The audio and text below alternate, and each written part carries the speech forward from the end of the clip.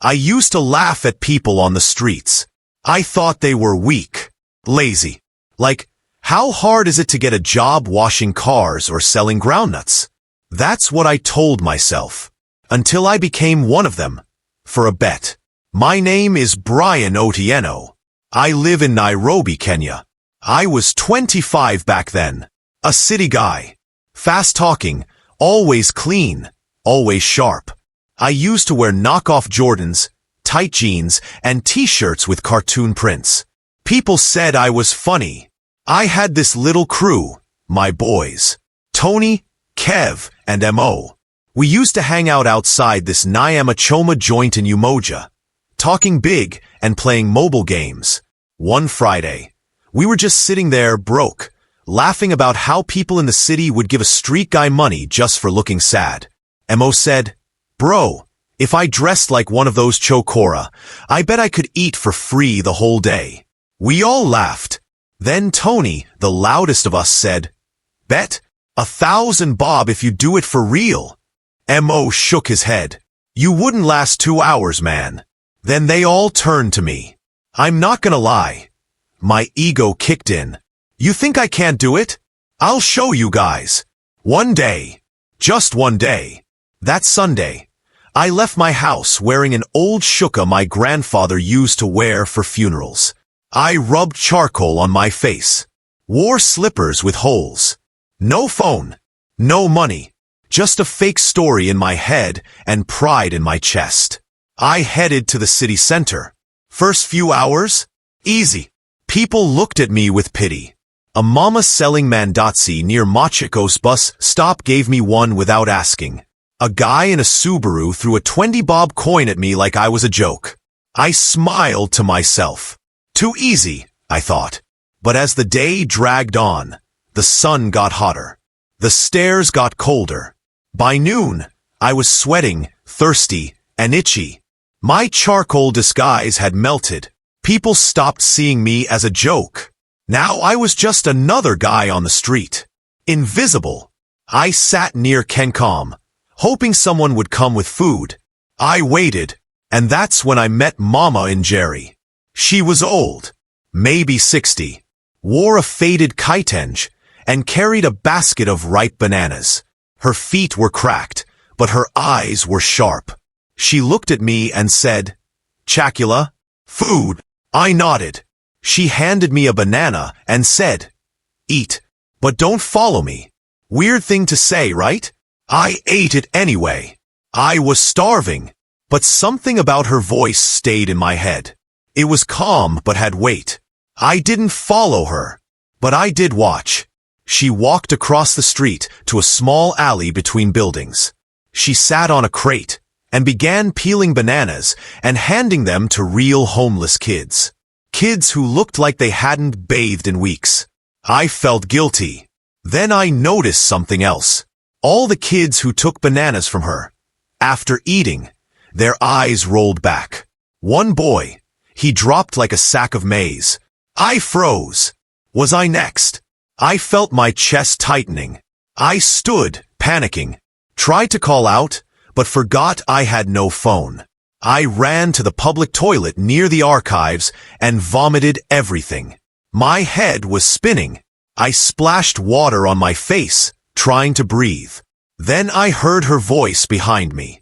"I told you not to follow me." I turned. She was standing there, still calm. "What did you give me?" I asked. She didn't answer. She pulled out a small pouch from her kitenge and held it up. "You wear death like it's a costume. You think pain is a joke." I didn't know what to say. She came closer. Her eyes now looked white, like she was staring through me. "There are spirits on these streets," she said. "They know the real ones. You don't belong. So they will chase you." I backed away. She smiled. "You'll see tonight." And she left. I wanted to go home. But I had made a bet. I still had 5 hours to go. I told myself she was just crazy. Nairobi has all kinds of people. But that night, I couldn't sleep. I returned to Umoja, to our usual hangout. My boys laughed when they saw me. Kev said, "You win. Damn, you went full method actor." I laughed too, but deep down, something felt wrong. That night, I couldn't sleep. Not just because of the banana. I kept hearing whispering in my own room. Whispers like, "You wore the face of hunger. Now wear the soul." I got up, sweating, turned on all the lights. Nothing. Next morning, I thought it was over. But when I looked in the mirror, I saw something behind me. A shadow. Then it moved. I turned. Nothing. For days, it kept happening. I saw children in alleyways pointing at me. Dogs barking when I passed. At night, I dreamt of Mama and Jerry peeling bananas that bled like meat. I went to the alley again. She was gone. No one knew her. No one had seen her. Even the crate she sat on had turned to dust. I don't tell this story to be funny anymore. I tell it because the city doesn't forget. Especially when you mock the ones it protects. My name is Brian. And sometimes, when I pass by Kencom at night, I see my reflection in the glass. And behind me, someone is always peeling a banana. It's been 2 months since the bet. I stopped talking to my boys. Not because I'm angry, but because I don't trust myself anymore. I barely sleep. And when I do, I see her. Not always clearly. Sometimes it's just the edge of her red kitenge in the corner of a dream. Sometimes it's a sound. A banana peel hitting the ground behind me. Or that dry voice saying, "You wore death like it's a costume." The thing is, I never took that banana as seriously as I should have. I should have listened when she said, "They will chase you." Because I'm being chased. Every night. Not by people, but by the version of me I pretended to be. Let me explain. One night, I stayed at my cousin's house in Donholm. I couldn't face my small apartment alone. We were watching a game when he got up to get drinks. That's when I noticed something on his wall. A photograph. A group of street kids at a feeding drive. Most of them were smiling, except for one. The boy wasn't smiling. He was staring directly at the camera. At me. It was the same kid who collapsed after eating Mama in Jerry's banana. Same torn blue shirt. Same scar over the eyebrow. But here's the problem. That photo was taken 3 years ago, before I ever made the bet. I asked my cousin where the photo came from. He said, some NGO gave us photos after volunteering. That was ages ago. I felt cold all over. I excused myself and locked myself in his bathroom. And I cried. Not because I was scared. Not just that. I cried because something was following me through time. That night, I had another dream. I was in a dusty alley in downtown Nairobi. I saw myself, dressed as I was on the day of the bet, sitting on the ground. But this time, I was not in control. I was watching me from the outside. And surrounding me were the children.